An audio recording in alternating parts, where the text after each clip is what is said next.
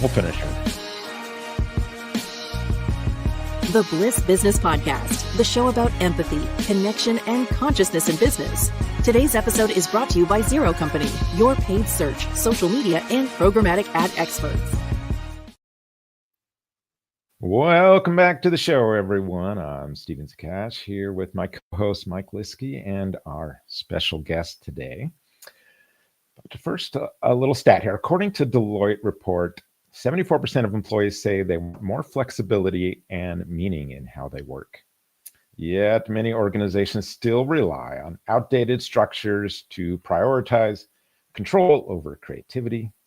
And as new technologies redefine the boundaries of work, companies are being challenged to reimagine connection, collaboration, and what trust can look like. And today we're exploring how leaders can design work models that empower people and create cultures where both business and humanity can thrive, and also a technology that helps bring some of this together.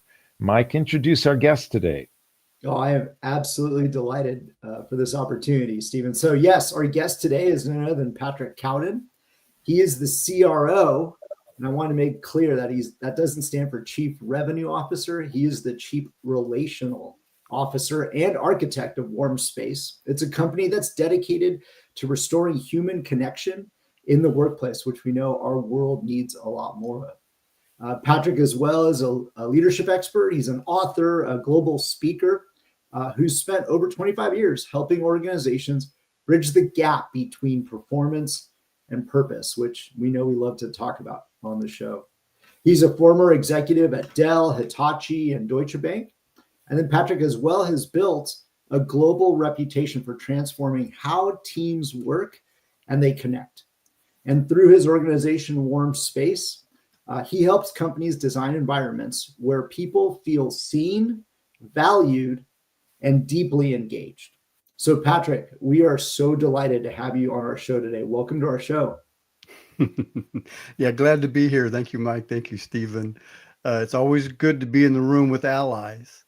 You know, this foundation that you guys speak of, you live it with your own teams. You know, you bring it into the world in everything that you do. And it is a foundation that's important, not just to us, but our kids and grandkids, our neighbors, our moms and dads, just, you know, anyone we would value in life, which should be everyone, by the way.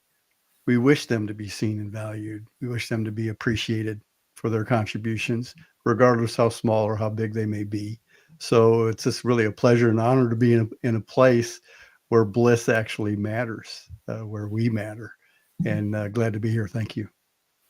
Thank you, Patrick. I want to make sure we talk about Warmspace up front here, because this is one of those rare bliss technologies out there. I'd say a group from our staff got to experience it and had a great time. And for our audience, can you describe Warmspace to them? Yeah, well, yeah, thank you, Stephen. It's, you know, we've architected a way to do all the things we just said. You know, we've architected a way to do all these great books you read about, you know, where purpose and connection and trust and, you know, really the best of the best kind of comes together in a manner that's befitting for everyone, regardless of who they are and where they're from. And that's really, really hard to do. It's probably the hardest thing to do in organizations, you know, strategies and structures and technologies and process. You know, there's so much stuff it's hard work, but we do it. We do it every day, all the time. But true connection, trust, that deep feeling that I'm good, really, it's the hardest thing to establish in the midst of all the transactional reality of everything moving faster all the time. So I knew 2 decades ago that was going to be really hard. I was running Dell, the largest market in the world outside the US for Michael Dell. And we're squeezing the machine. You're squeezing humanity out. And I said, you know what? It's going to be really hard for us to get it back in. And for us middle managers, you know, if we're not own the company, it's really, really hard. So Warmspace has become a container and a vehicle that can carry that into business processes, into daily routines into operational realities. It works on screen like here for about the 26% of people that work on a screen, but it also works for the 74% in the world that don't, at schools, teachers, factory workers, and hospitals, doctors, nurses, on the streets, construction workers, people that where we could insert that type of tiny process into the work process at the front of a shift, at the end of a shift.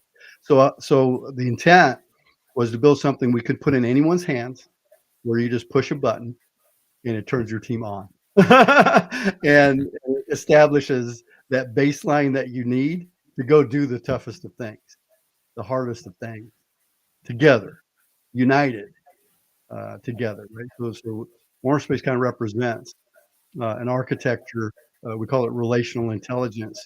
It's going to put AI in its place, serving us, not the other way around. And it beats the pants off of AI without even trying hard, right? So it's really cool. But it was kind of meant for managers, like for us, because it's really, really hard to teach yourself this stuff. It's really, really hard to find a way to actually institute it or get it into your business or your company. So we're hoping that very tiny insertion protocol that gets it right at the front of a meeting, back of a meeting easily will help make a difference. So that's the best way to summarize it. Thank you. Yeah, for sure. And we love it. Patrick, you mentioned trust in that. So you've said the future of work is not about technology, but about trust. What do you mean by that? Well, I call it the human factor. And now here's the funny part. Not just the future is about trust, but everything since we've tamed fire as organized humans has been about trust. Aristotle, the last thing he wrote before he died, he was an old guy. He was Alexander the Great's teacher, by the way, right? And the last thing he wrote, last treatise he wrote, and he was over 70 years old. But for at the time, made you like really old back then, right? Yeah. The title of that was Friendship. And he called out that Concord. Trust is the foundation of society. Without trust, there is no society, he said, right? So it's always been a fact. And those of us that have been around long enough, it was what made the difference 43 years ago when I started work, actually 46 years ago when I started working. So that really, now everybody understands, damn, he's a really old guy. So trust is the foundation of operational excellence. We learned this in the whole continuous improvement, Six Sigma, lean, agile world, right? Without trust, there is no excellence. Quality falls down when we're not connected, right? And so it is essential, always has been essential, and always shall be essential. We've overemphasized process and technology and results and shareholder value and all that stuff for way too long. And we've lost connection to that human component. So it is the only thing that really matters, to be honest. When we get older, we know our relationships are the only thing that really matter. And all the ones we broke, we're sad forever. I've got a daughter I haven't seen in, you don't want to know how long. I hope that she shows up someday, maybe on my last day, maybe when I take my last breath.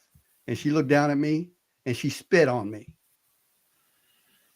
And I'd be the happiest guy on the planet if she show up and spit on me, because at least she took the time to partake in my life again, right? So it really does matter. And organizationally speaking, it's the biggest deal ever, because as we automate with technology, the human factor becomes crucial, because now we got to fix it when AI can't. It means we got to fix it with people we've never seen before from all of the different parts of the company and organization we've never, ever connected with before. And we've got like 32 minutes and 14 seconds to get it done. Guess what? What if we could establish trust in 70 seconds, like we did a while ago before the show? Because that's all we got. So we got to be able to do it in 70 seconds. Now we go get it done. And we learned this in the military. We worked 5 years with police teams. It is the foundation to make sure everyone comes home safe, right? Because life depends on it. And I think that's key. Now, of course, with Warmspace, we're saying technology and trust kind of go together, because we need the process to establish that ritual that we train in the military and with police teams. We train none of that in companies, not really. right? So that combination is important, that we have an easy way to build trust through connection, because that's where it comes from. Trust is an outcome. It is not the input criteria to get us there. That's something else. Thank you. That's a key point, a key factor there. So I'm actually very excited to dive into this next topic, because since COVID, we've been working remote. There's been the advent of this hybrid work model and working from home, and now it really seems like it is under attack. And I would say maybe it's because, right, there's lack of trust that's going on from the leadership. And many of these leaders today, they talk about flexibility and the hybrid work models, Patrick, but then really few of them, I would say, transform how the teams connect. So I'm curious in your thoughts on, what is it that innovative work models, for example, what do they look like when humans are connected? And then how is that, then built into the design of those work models? Yeah, thank you. Yeah, there's a reason, Mike, that's so important, is because everything has moved faster and faster around us. And this human factor, we've done nothing to improve it or accelerate it. We've left it to chance. Right. We kind of leave it to chance. If I ask a CEO or CFO, even more importantly, it's okay. Just trust. It's one of your leadership principles. Trust is essential, and trust culture. Whatever. And I go, okay. Tell me, how do you ensure trust? What's your process? And they're like, what do you mean process? I said, well, how do you ensure trust is happening? Yeah, leaders, managers, they do that. Oh, how do you ensure that they do that? Yeah, we train them up. They got the program, we got the books, we got them trained up, and they do it. Well, how do you ensure that they're actually doing it like today, in real time? Yeah, we trust them. It's trust, right? So we're trusting them. I said, okay, so now we got it. You leave it to chance. The most essential ingredient for the success of your organization, you do not have any mechanism or process to ensure that a high level and consistent high level of quality is taking place in your company. You're leaving it to your managers. Well, thank you very much. Now, if your life depended on it, you're going to leave it to the surgeon. And is he trained? It's open brain surgery. Just going to leave it to chance, or you're going to make sure you're the best surgeon in the world to go into your, do this thing with you, right? So it's really, the work models have moved so quick that we've left that component behind, and we always felt you can't ensure it because it's a human thing, and because of that, we haven't developed that component at the same speed that we've accelerated process, technology, execution, CRM, all the systems we put into place. And I was there in the 80s when we did what was called business process re-engineering. I'm part of the problem. I took humanity out and sliced it into 1,000 little pieces and put it in 14 different countries and outsourced it to people that don't even speak our language, right? And now we're in the mess that we created ourselves, right? So I think that the problem with a lot of the work models is so complex and so culturally challenging to get that into place. It's almost impossible to do unless you're a startup or a very small organization, because these transformations, they fail, right? And they fail again for the same reason, which is lack of connection and trust, right? So that really, you got to get into micro mechanisms, insert those micro mechanisms in every single part of your organization, do that seamlessly, invisibly, quickly, yesterday. Thank you.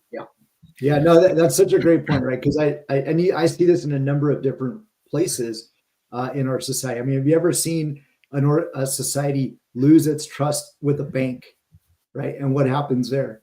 Or even in the stock market, when we lose our trust in our leadership or in the CEO of a company, right? What happens there? And even in our own work as a marketing agency, we do a lot of work when, say, for example, an account manager might leave. And now there's a new relationship manager that gets in there. There's this question mark around trust, right? And we have to do so much to make sure that the trust that has been built up doesn't, and that gets lost in that situation, it remains connected, right? And remains at a high level.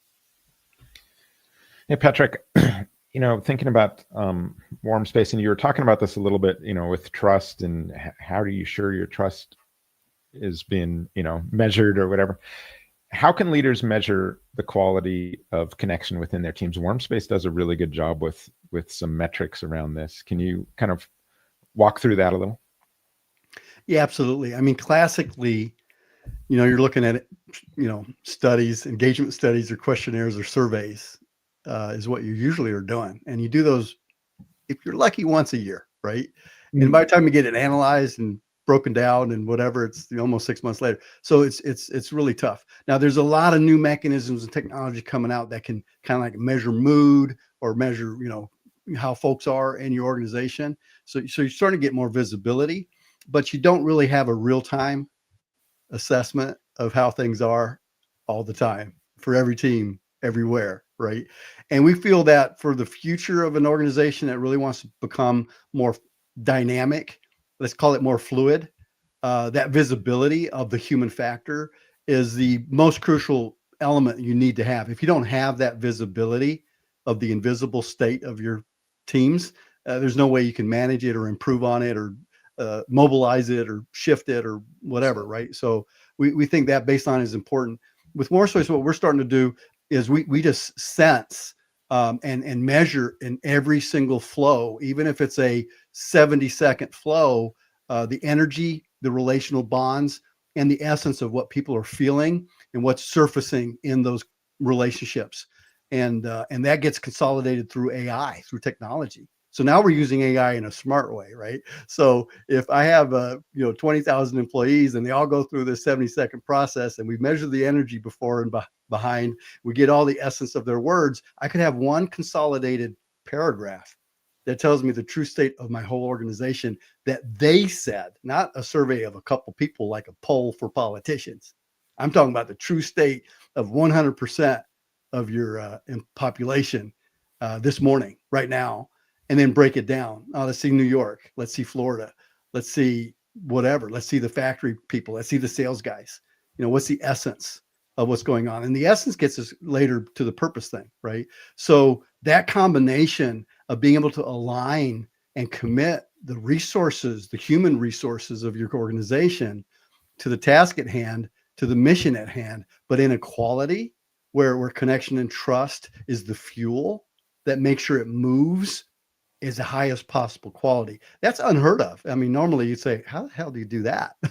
But yeah, so that's what we're surfacing. That's what we're putting together. And later, clients will have a dashboard on their screen where they see the real state. But here's the other part.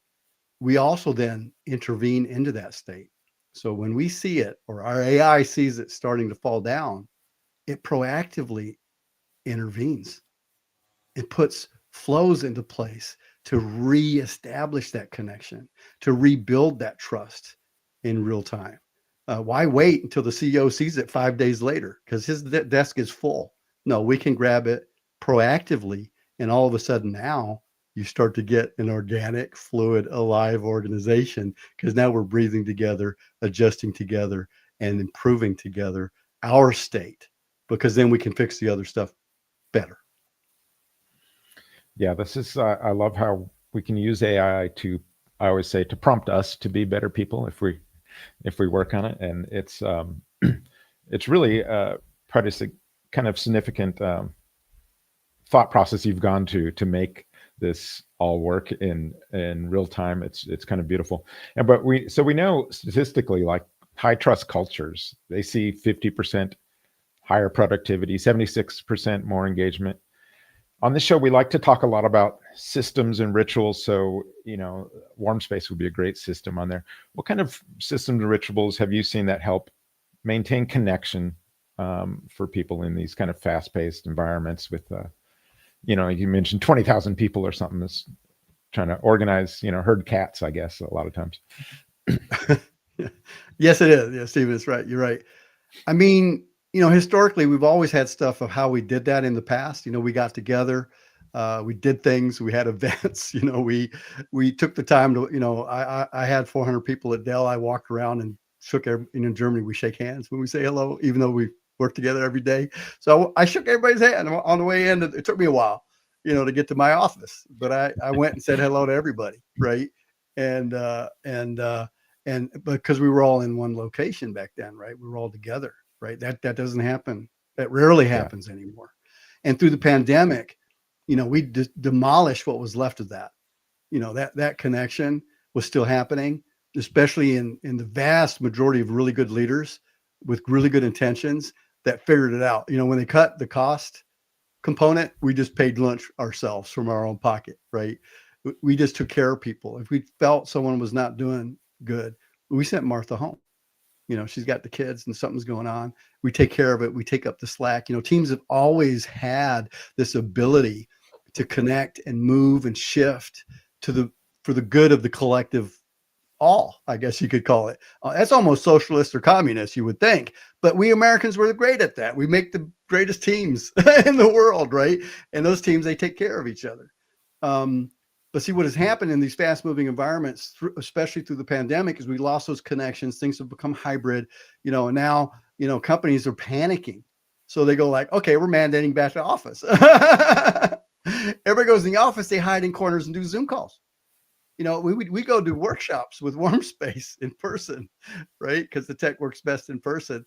And we got like these people in a room going through the team building, and they're like, oh, it's good to see you. I mean, they now work in the same office, but they don't interact. They don't go to lunch. They just sit back-to-back meetings because productivity now is 10 back-to-back Zoom meetings, right? So we've lost something that's essential, and you can't mandate it. You can't order it. You can't train it. You either do it or you do not. There is no try. A very wise person once said, right? So that's it. You either do it or you don't. And if you don't have rituals or processes or technologies, we call it social fabric, right? Then you're leaving it to chance. And what's happening right now is we've disengaged to protect ourselves.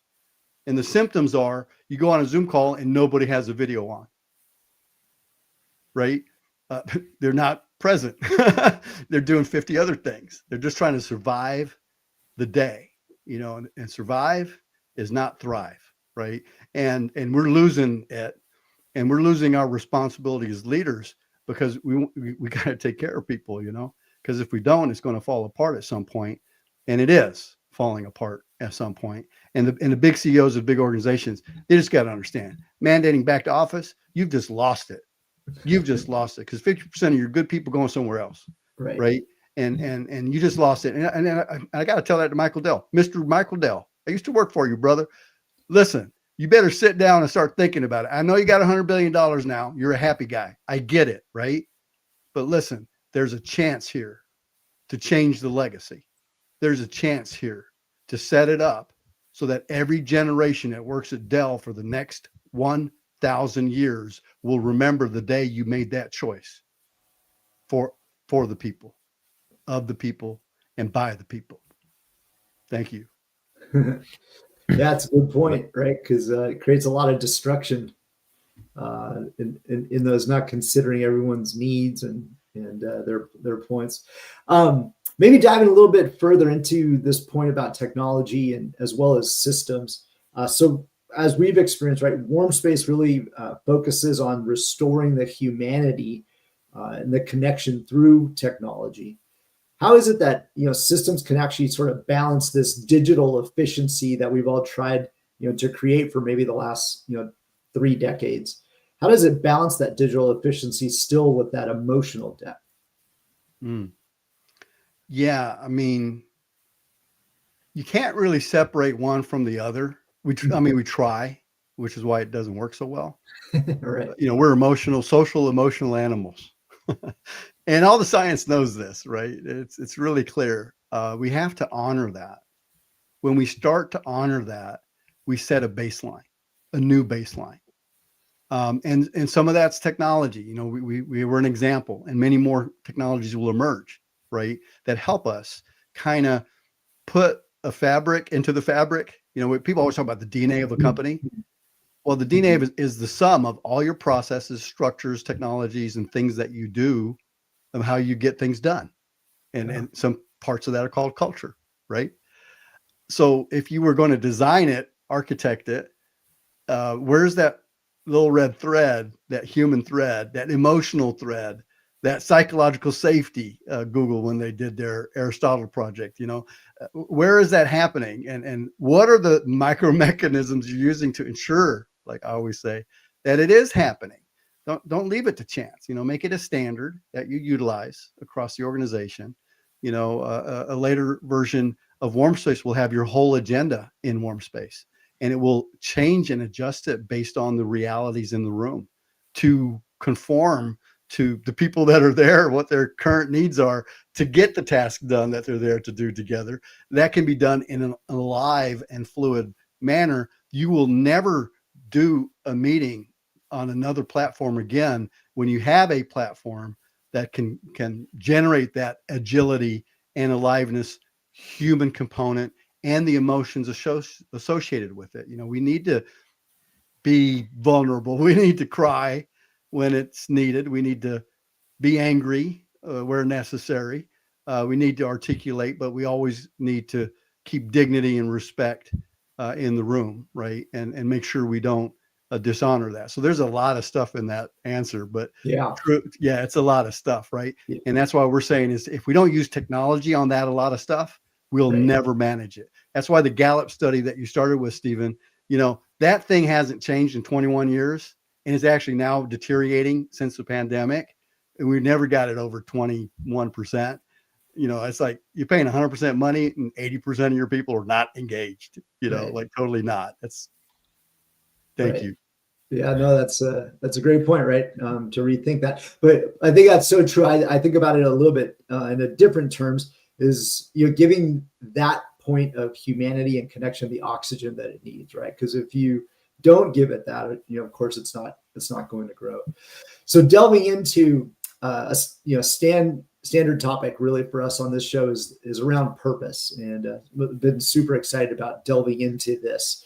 We know, and McKinsey even found, right, that employees that really feel like they're connected to something that's bigger than themselves are 5 times more likely to not just really perform well, but to even stay with the organization. So Patrick, I was excited to, talk about, your view on, what is the importance of purpose? And then there at Warmspace, like, how does purpose perhaps act as the glue? Wow. You guys, you're like, there's wisdom all over the place here with you guys, right? We're just getting warmed up, Patrick. Come on, right? It's like, I said, we could have done a 2-hour show. That's deep, man. That's like deep stuff. That's like totally it, right? And here's what we've seen. I mean, just one thing on the trust thing to go back, right, is, if that's the pivot point, if you've got a process, a ritual, or whatever that can get you to 100% trust, imagine that. We can't even imagine that, right? But we measure that at our customers now. We had a customer in Japan. They just measured the hell out of it for 90 days, right? With a control team, with a not control team. And they saw the difference and it scared them. They were like, the 2 teams they gave us were at 4.2 out of 5 on all the 6 critical components. One of them is purpose. We'll get to that in a second. One of them is connection. One of them is I feel seen as a human, right? And unity and trust, right? 4.2, both teams. We say, man, that's pretty good. I mean, how are we going to improve on that? 4.2 out of 5. That's pretty good, right? I said, yeah, these are our 2 best teams. I said, wow, you're doing a proof of concept. You give us the best teams. Thank you very much, right? 30, 60, 90 days later, control team dropped down to 3.9 average on those 6 criteria. And the Warmspace team, 4.9. Oh, there it went, 4.9. The trust one, 5.0 out of 5. Boom, there it went, right? They were like, oh, this is too good. Japanese being very conservative sometimes, right? But I mean, just to know the science is clear, all the statistics from the studies that you guys mentioned are clear. And the minute you establish connection, trust will follow. The minute you've got trust, operational excellence is in the room, right? So, and that's important. And it's really crucial because it plays with purpose, right? And so I'll stop there for a second and then we can jump in there. But I just want to call that out, that these other factors, they play right into the purpose game. That makes sense. Yeah. Yeah. So just thinking about that purpose a little bit more. So how does it act as kind of the glue for you guys in Warmspace? How's it leading your purpose? Yeah, absolutely. It's like, I'd almost say like the whole machine is there in the companies, and the capitalistic engine is very efficient. We've had 150 years to kind of refine this puppy, and it's really badass, right? It really goes. It really goes. And the issue we've got with that machine now, as it's going much faster than it was designed to go, is the oil. You don't put the oil in, it's going to start grinding, and it's going to, sparks are flying. And so the glue and the oil, for me, I call it oil because you want to really smooth it out, and it gets real smooth, and it warms it up, and now the machine can really go without hurting things, right? And here's the thing about purpose. There's 3 layers in there that get very, very relevant when we go from purpose to meaning. That's the first step, right? Mm-hmm. Meaning is really, really important to people. Meaning has a much more personal context than just purpose of the team or the organization. And when we can connect our meaning to that purpose, now that glue is stronger. And that meaning is what really drives me more than purpose as the word. The meaning component that I fill into that purpose, that starts to tickle me. That starts to drive me. But there's an even deeper level underneath meaning. And it's called sense. The sense of things. Sometimes we say, this doesn't make sense. It means a deeper part of me is resisting the meaning. I don't have the meaning, the bridge to purpose. And the sense of things means common sense. And I say a lot of corporates would argue that we lost that, 37 years ago. 8 months, 12 days, 18 hours, 6 minutes, something like that, right? Somewhere along the way, the sense of things escaped us. And right now, with the speed of things moving, if we can't have that sense, true sense of me as a human being, connected to the meaning that we feel together as a group and a team, and connect that back to purpose in a truly highly connected state, where it's not happening in an offsite once every 12 months where we talk about purpose. No, where every single time we come together, the sense and the meaning is strong in us, and it aligns to the purpose. And the purpose can be shifting. What we need to get done can be changing all the time. But meaning shouldn't change as quickly. And the sense of things is like very, very holy ground, very sacred, and very important. And it's one of the things that's so invisible, we don't even know how to deal with it. It scares us as leaders, right? So I think that connection of those 3 layers, when we can play them well in our routines and our processes and our rituals, we start to address the fabric. Yeah. And that fabric is what decides the outcome 6 months or 6 years from now. And that's important, I think. Thank you. That was beautifully put, Patrick. I love that. We've We've got an audience. We've got an audience question here. Let's bring that up. Let's see. So, what advice would you give to entrepreneurs who are looking to build a more human workplace? Yeah, that's a great question.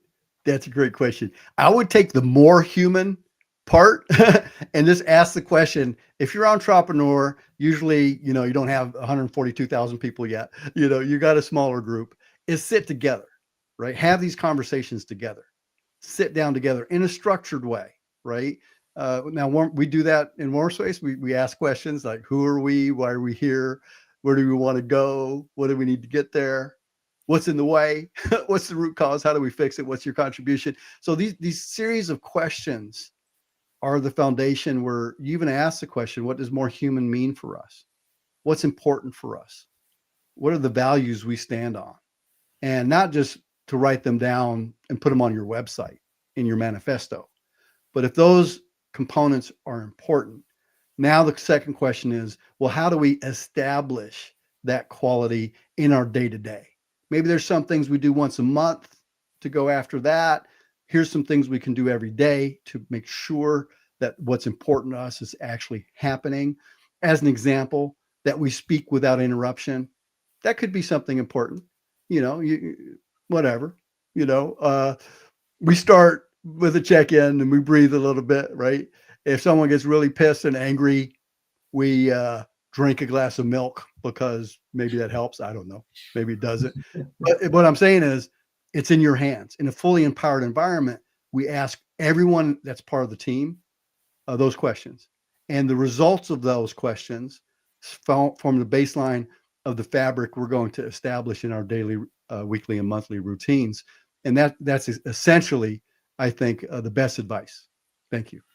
Yeah, I agree too. Because I mean, especially if you're an entrepreneur, you're in that startup space. You can really define, like Patrick talked about earlier, that higher meaning of what you're doing, or bringing that sense to what you're doing. And then as you're growing your business from there, you're sewing that golden thread through the fabric of everything you do. Right. So it's just vital. And this is what we always talk about with Bliss, building love into scalable systems. It's like audit your business with love in mind, and try and figure out every little part of it. Just keep doing that over and over again. Patrick, that brings us to a question here we ask every guest. Some form of this is, what role does love play in business, or should love play in business? Breathe on that.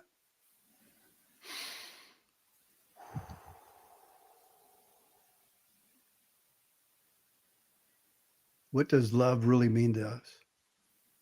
And the answer is it means everything. It's everything. It's the only thing that matters. At least when you get old, like I am, in your 60s, right? You're like, oh, damn. I wish I would have had more love in my life when I was a 2-year-old. My daddy was beating on me or something, right? You can't go back.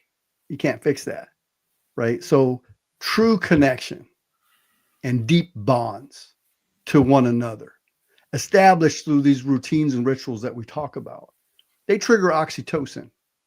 It's the bonding hormone, right? 9 months of this in any organization, in a daily routine, which is, you're going to start getting bonded to those that you're connecting with, which means I will not give my life. And that oxytocin, it's during the pregnancy of our wives, it triggers to bond us to the woman. And when she's nursing the child, it takes 9 months for the man to bond biophysically to that child to protect it with its life. And that's the truth. And that bond is love. And that love is the strongest force of energy in the universe. And we, in the future of organizations, it's going to be about energy and creativity. And love is the magical substance that triggers the best in all of us in an instant. But to build towards that is 9 months of hard work, consistent work to build from connection to bonds of LOVE.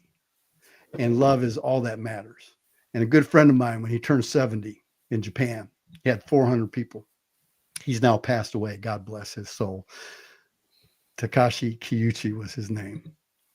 And he had 400 people come to his birthday party in this big conference area of a university. And there was a blackboard at the front. And they're drinking champagne and they're going to celebrate my friend. And all of a sudden you hear chalk scratching on the board. And there's a man at the front. And he's scratching a kanji symbol on the board. And he gets silent, completely silent. And he wrote the word love. And everyone in the room honored that. And the person that did it was the Minister of Interior of the country of Japan, writing down that the only thing that mattered on this day was love. So that's it. That's all that matters.